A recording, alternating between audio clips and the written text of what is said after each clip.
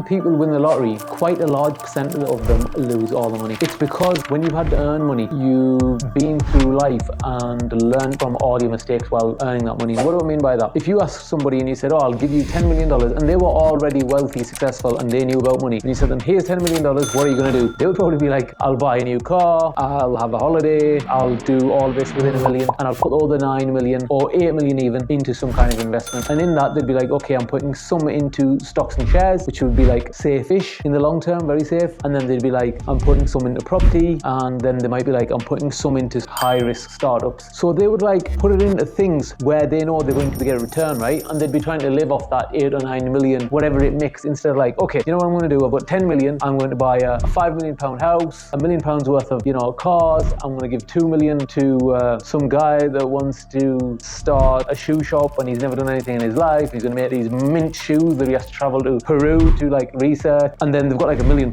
left or $1 million left, and like, how do I invest this? That's going to go wrong. What you've got to do is majority of that money has got to be invested. That's how people retain wealth. They don't go out and just like splash all of it. And that's what happens to people who win the lottery. They just go out and splash all of it because they haven't made the money gradually in steps. All their friends, all their neighbors, and everybody around them just goes from them having no money to having serious amounts of money. When people have a level head, right, and those around them are not trying to like just get the money out of them, that's when they stick around. That money lasts forever, or to the next generation or the third or fourth generation. And you'll actually find that most people who win the lottery, if they've been running a business of some kind, even if it's a small business and they weren't making loads of money, they're more likely to keep hold of that money for generations, or at least one generation, than somebody who's just doing a job. Because doing a business teaches you some lessons that helps you retain money. If you're given free money, right, it's like with free anything, you don't appreciate it. It's when somebody's earned that money with their sweat and blood, they'll be like, okay, I better look after this. I've spent my life earning this, and I don't want to have to do all of that hard work again and end up back to zero. So I have a saying with my friends and family, and I say we went from zero to hero. We don't want to go from hero to zero again. Yeah, and by hero, I mean like we're financially well off now, or we're financially free. What advice would I give somebody who wants to develop an entrepreneurial mentality? There's no free lunches. And what does that mean? You don't get anything for free. You've got to put in the hard work. You've got to do things for people so that you get respect out of them and you get a network of people. Yeah, you can see all these people and they go, no, I'm networking.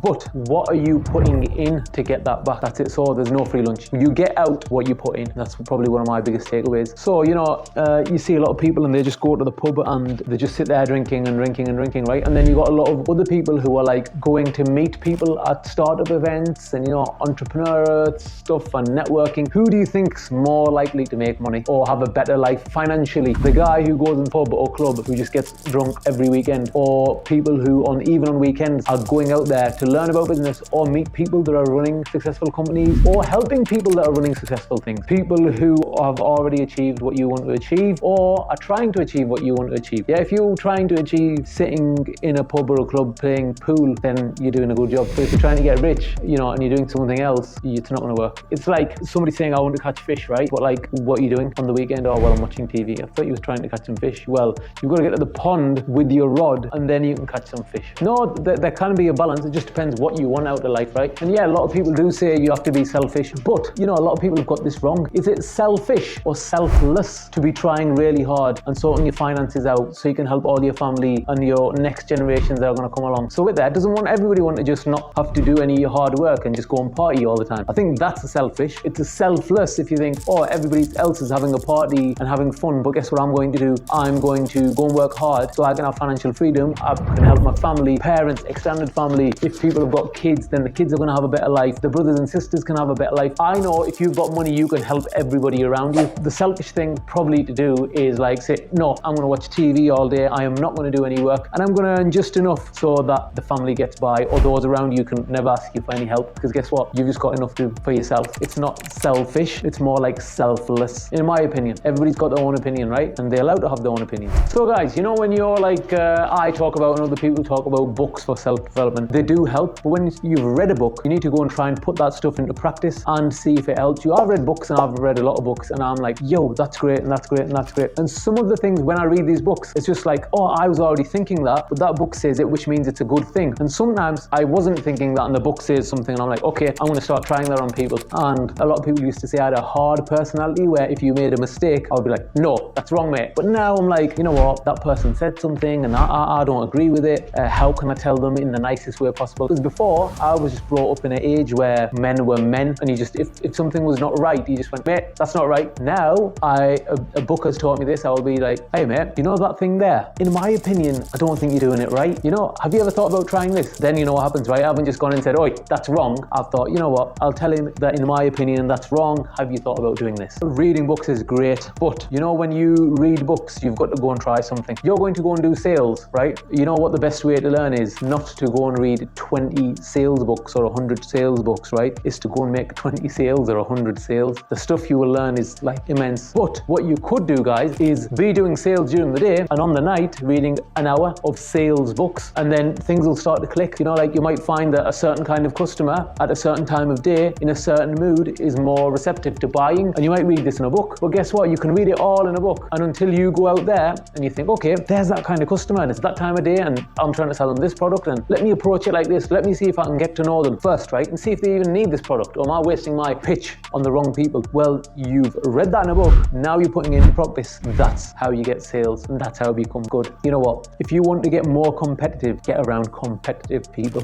because you know what? It brings it out in me as well. So if I'm with, like, I don't know how to say this, you know, I'm trying to be nice here, average people. If I'm with average people, right, and they're talking about average things and they're doing average things and they're not competitive at all, then I'm relaxed. I'm not competitive at all. But when I get around competitive people and they're trying to do stuff, get ahead, it just makes me competitive as well. It's like with anything. Hang around with people, you will become like them. Start off somewhere low. Find people that you think that are not really competitive but are still doing something, and hang around with them. But in business and entrepreneurship, I'm telling you, everybody wants to help you. You will get the odd person who does not want to help you, but I know from all the guys I've met, entrepreneurs like other entrepreneurs, unless you're trying to steal their idea and do the exact same thing in the exact same market as them at their place, and while they're trying to provide for their family, if you're taking from them, they're not going to like that. But in general, entrepreneurs will help other entrepreneurs. It's just one of them. It's like a big family, isn't it? You can join it at any time. You don't have to be black, blue, white, you know, red, brown. You can join the entrepreneurs family anytime.